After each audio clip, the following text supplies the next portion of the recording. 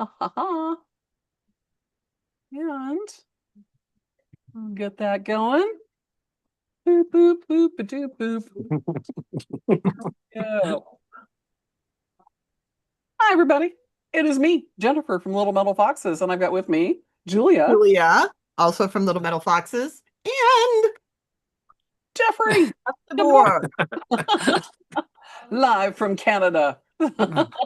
Still alive in Canada anyway. Still alive in Canada. Yes, indeed. So welcome back. We always love to have you for a tool tip or for a class, and we are just thrilled you've recently done a was it NPR that you did the little it was a little spot. It was they recorded it when you were here in Seattle, didn't they? They did, yeah. Yeah.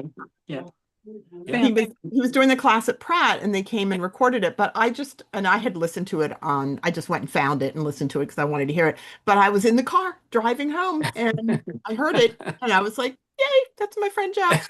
That's so awesome. That's so awesome. And other things that are up, if you happen to be visiting Germany, you can actually see Jeff's work at the museum in. Well, it's in Coburg, Germany. Can I pronounce the name of that Germany? The castle, but it's in Coburg, Germany. They have this castle museum that has the. I guess back in the day they had in the 16th century they had an entirely armed army of armor, which they still have the full complement of that armor from the 16th century. So you can go and see against rows and rows and stuff. Wow, it's incredible. But they also, it's now an art museum as well. And so somewhere between armor and art, they brought in a suit of armor, a one-off for armor that was built for a dwarf. This is actually where the whole thing started. And they thought, well, that's small. What's smaller? So they're curious. Said, well, do you have any 16th century mouse armor kicking around? Which I didn't. I said, well, no, but I'm willing to make one. Awesome. So this was custom built for the exhibition, and they just installed it. Really, the exhibition opened 2 days ago. It'll be there for 2 years. Oh my gosh, that's so exciting! This is so amazing. Yeah. And people go to Jeff's Instagram and have a look because there's some pictures there of his armor next to the dwarf armor. And it's fabulous. It's so exciting. It really is. One of the things that's really cool about it that I love, I think is just sexy as hell, dead sexy, are your buckles and straps that you did on right. And they are, and with the rivets and everything, it is beyond amazing. So we happen to have a copy of that suit of mouse armor here. Oh my gosh. It's a good time to bring it up. But there you can see. You have to back up a little bit. So there's the armor. Mm-hmm. There's the buckle. There's the and buckle. the beautiful rivet heads. Yeah, how close can we get before we get all blurry here? But that's good. That's good. Right, custom built. So taking what essentially are those Lee Valley escutcheon pins that come in 3 sizes. They're 18, 16, and 14 gauge. These are the 18 gauge escutcheon pins. So they're solid brass.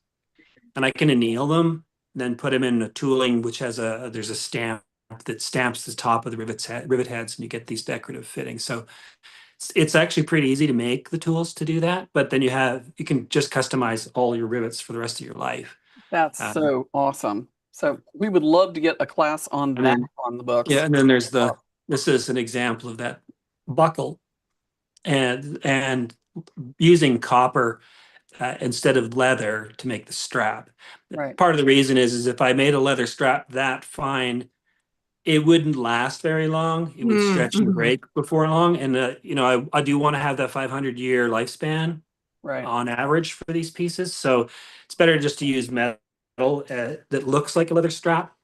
So you get that little buckle. So each one there was someone was asking me about how do you manage to handle these tiny little parts? Because the brass buckle is hand sawn out and then filed. And hopefully this will make sense. You've got a good trick for it. This is a great tool tip, people. Yeah, so you can see that there's actually, this is where a buckle is cut out. You can see that there's actually 2 buckles connected together with a bridge in the middle. So you can do about 70% of the buckle here. You could work it.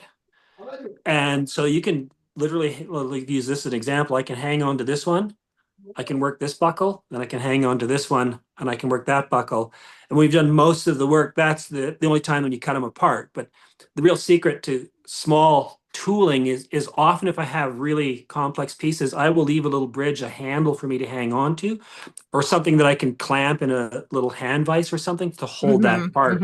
So that it's, but you do as much of it as you can, and then at the end you knock off that little bit, and then you can get to file. I just have to file the one end, but I can still hold on to that even in my little finger vise and get that little end.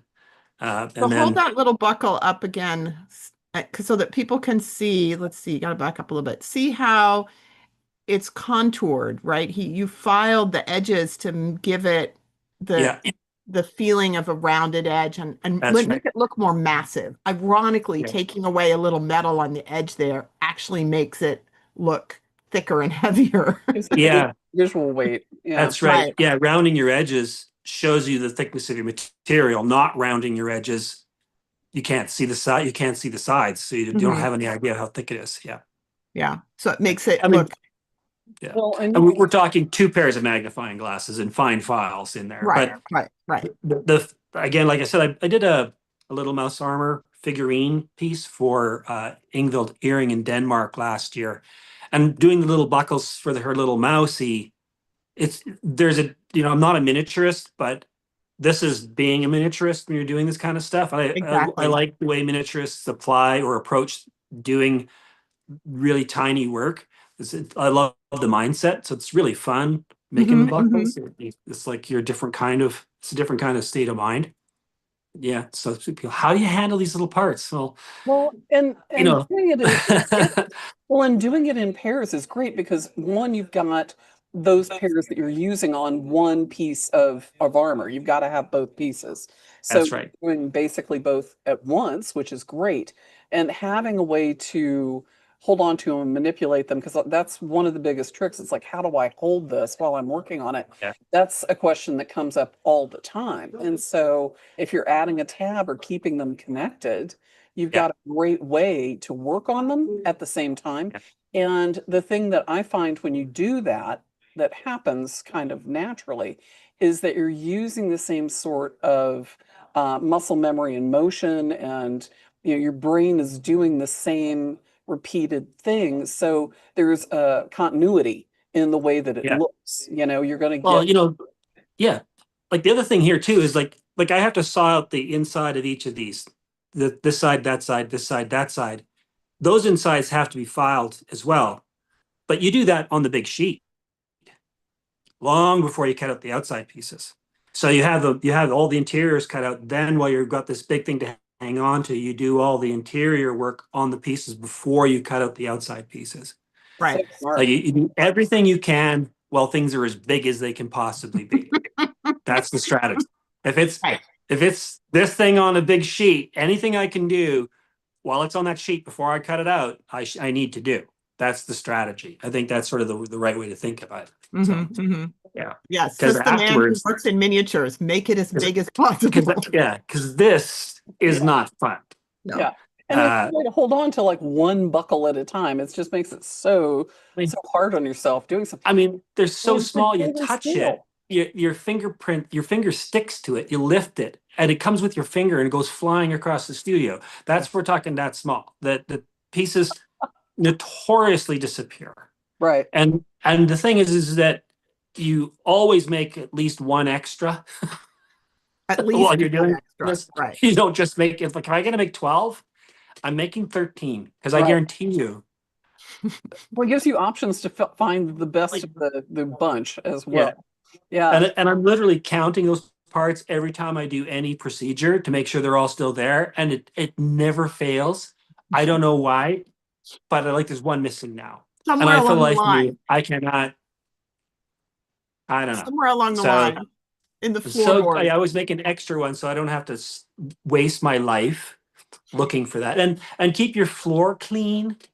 Like you sweep your floor before you start this work, because if you got debris down there, it's game over. Yeah. One of the Renee Ford tips that I absolutely love and adopted is the taking the bar light like this. It's rechargeable and it's got magnets, and so it sticks underneath my bench. And so if I drop something on the floor, I can turn it on and I've got my floors lit up. But while I'm down there, I can be like, where did it go? I have my special flashlight on my bench, and that's the first thing you do is you get that flashlight out. For some reason, just the general room lighting, you cannot find. Pardon my language, but the freaking thing, right? Then yeah. If because you have a laser too, if you take the laser like flat across the floor and you have a gemstone will light up like a little disco ball. Yeah. But how long does it take to make one of those pieces? That depends on how many I lose along the way. Exactly. Well, with on my knees, looking under all of the heavy pieces of furniture.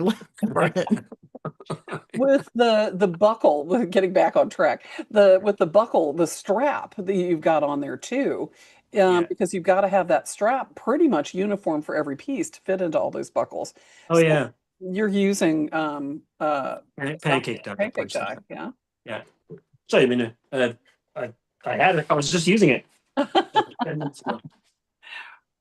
Welcome to the video of Jeff DeBoer. Yeah. And again, the thing is there's 2 buckles per mouse, and the addition is 12. So you're going to need 24. Right. And that's the pancake dye. Right. And suggestive, Jeff. A little bit. Hey, there's the piece of copper that's had a little bite taken out of it. Yeah. There you go. Nice. And alternating and cutting the piece just the width you need, so you can alternate. Saves you a lot of wasted material too, like even strategies with pancake dyes. And so they come out looking like that. And of course, the nice thing is that once you have there's a measurement here, like there's a distance from that rivet hole to the center of the buckle, because when you get it on the mouse armor, that rivet is up here. Right. And you want to be able to see the buckle sticking up above the shoulder armor. Again, this is into production, but the nice thing about that is when you're making these parts, they're all going to be in exactly the same place. Right.